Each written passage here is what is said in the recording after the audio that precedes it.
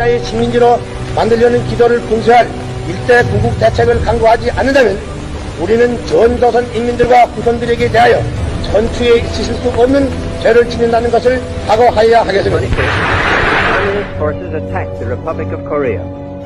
This attack has made it clear beyond all doubt that the international communist movement is willing to use armed invasion to conquer independent nations. Mention the Korean War today and most people will look at you with a blank stare. At the time it was fought, just 5 years after World War II ended, everyone recognized it as a world-shaping conflict, a stark confrontation between the forces of democracy and communism. It began on June 25, 1950, when Soviet-backed communist North Korea crossed the 38th parallel and invaded its U.S.-backed anti-communist South Korean neighbor. Within weeks, the communists had nearly absorbed the entire country. The United States at first was confused over whether it should or even could respond. America had slashed its military budget after the end of World War II and was short both men and equipment. It still had not awakened fully to the expansionist threat of Soviet Russia. The Soviets, buoyed by their own recent development of an atomic bomb and Mao Zedong's communist victory in China, sensed America's lack of resolve and encouraged the North's aggression.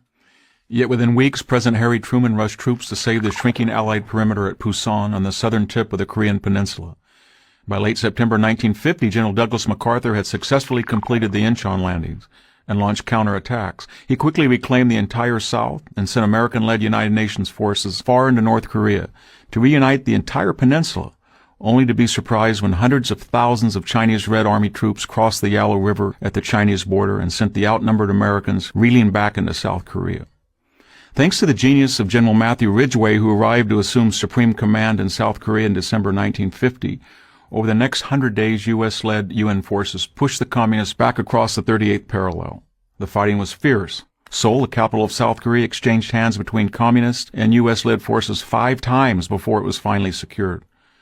During the years 1952 and 1953, the war grew static, neither side able to deliver a knockout blow.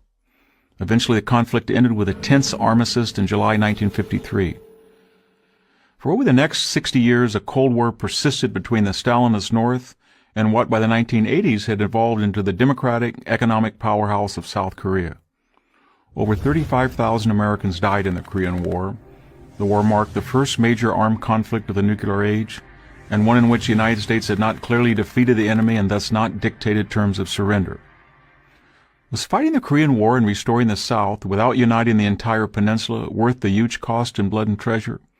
The natural dividend of saving the South was the evolution of today's democratic and prosperous South Korea that has given its 50 million citizens undreamed of freedom and affluence and has blessed the world with top-flight products from the likes of Hyundai, Kia, LG, and Samsung. South Korea is a model global citizen and a strong ally of the U.S. and stands in sharp contrast to the communist regime in the North that has starved and murdered millions of its own people and caused untold mischief in the world community. Had it not been for U.S. intervention and support to the South, the current monstrous regime in Pyongyang would now rule all of Korea, ensuring its nuclear-armed dictatorship even greater power and resources.